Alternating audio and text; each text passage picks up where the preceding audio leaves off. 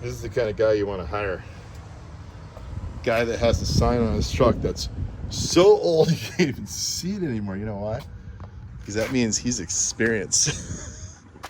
That's been there for how long? 23 years, I think. Anyway, is it time for a new one? It's got the cool patina though. Kind of like. Anyway, I've been coming here for years. I've been coming here.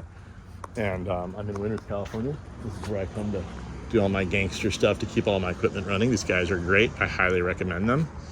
And I have never noticed something. You can also get a tattoo right next door at Primo's Tattoo Shop. I have yet to do that.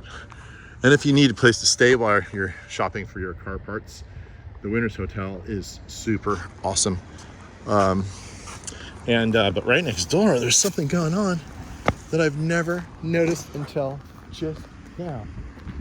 Can you tell what it is? Can you tell? What? Look at this. There's this little sneaky Bougainvillea over here. I can't believe. I've lived here for, I think, since 2011. I've lived here for, like 13 years. And I've yet to notice the Bougainvillea. So this right here is, I think, what I could call my favorite color Bougainvillea. It's so beautiful. There's a dark purple one I really like too that I have at my house called Royal Robe, I believe. But this one is super cool. I just planted this down in San Diego. I've always kind of thought of this one as being a little more tender.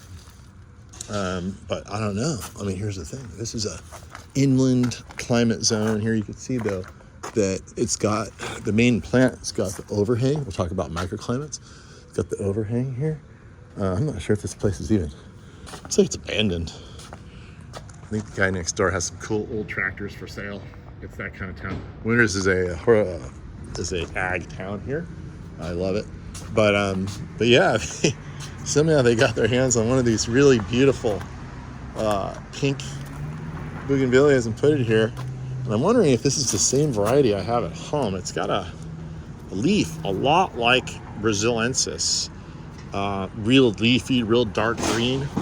The reason I like this one a lot, it's got that soft feminine color, but there's a lot of contrast between the petals, the color of the, well, they're not even, the flowers are in here. When you say it's the contrast between the flowers and the greenery is really good, except you'd be talking about that to that. That's why I'm hesitating to call it that. The contrast of the petals, these here, and the foliage is just really, really beautiful. And it's striking. You can see, the green on pink like that. But yeah, so here they are. This whole thing faces south. So they if they just guessed and just put it here randomly, they sure picked the right spot. It can get cold up here. It's an inland climate. It's basically about 50 miles northeast of San Francisco. It gets really, really hot here. I can tell they're not watering this plant, but after so many years, Bougainvillea will get really tough and hardy, and you don't need to water. As you can see too, it'll also start growing crazy on you. So there's that. You got to keep it trimmed back a little bit. There are thorns on it. See the thorns right there? We'll cut this off there. Can we see it? Can we see it? Come here, baby. That thorn right there. And what's interesting about thorns, if you look at them, they're hooked.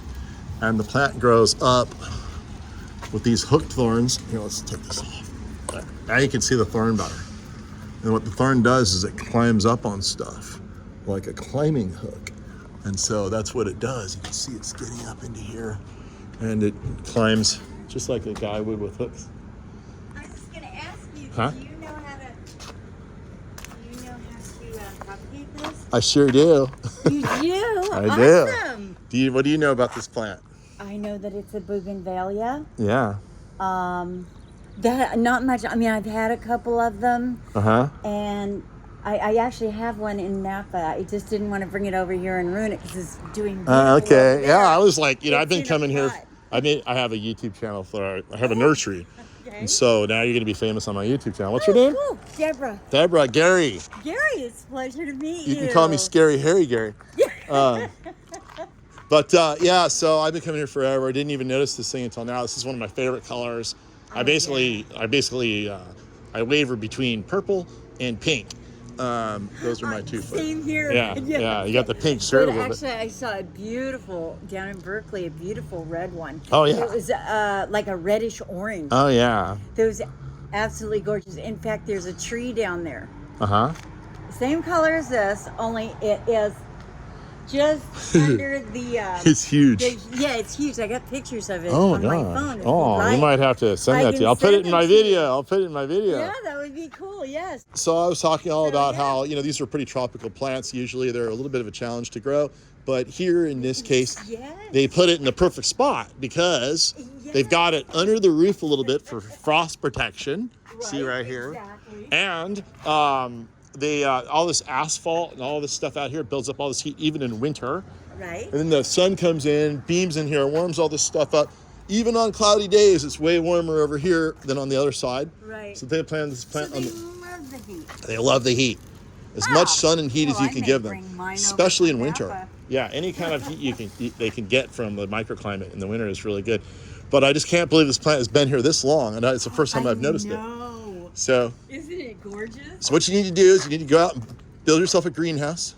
I have a greenhouse. All right. Small Then one. you want to take like a big chunk cutting, like something like this, right here. And then you want to cut it off because they probably don't care because it's taking over the parking lot anyway. You could take that home and put it in a vase.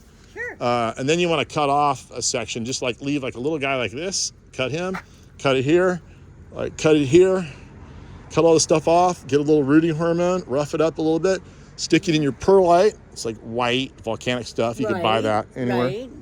Any horticultural place except my nursery because we're lazy, we don't carry it. And then stick that in there, and then you want to have intermittent mist. I'm gonna need you to say all over again. So you know what? You can watch my video.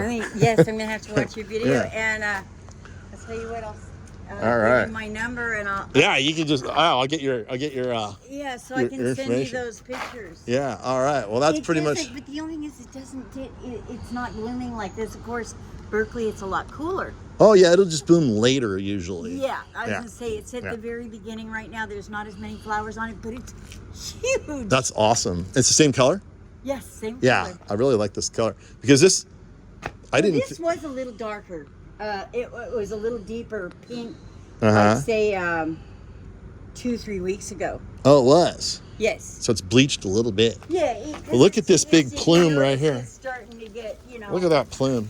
I know. Now, when I was a kid, I would I'd go to the nursery. I'd be like, I want that plant that looks like confetti.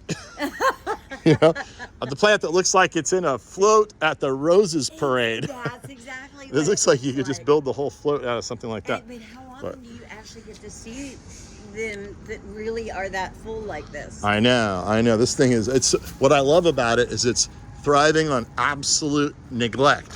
Exactly. Just like I did as a kid.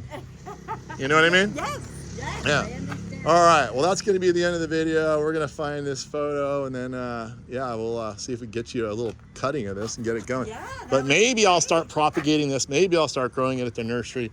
And then people can just come on down to the nursery and just buy one, the easy style, plant it in the ground and be done. Yes, there you go. All right. And that's pretty much the video of the day.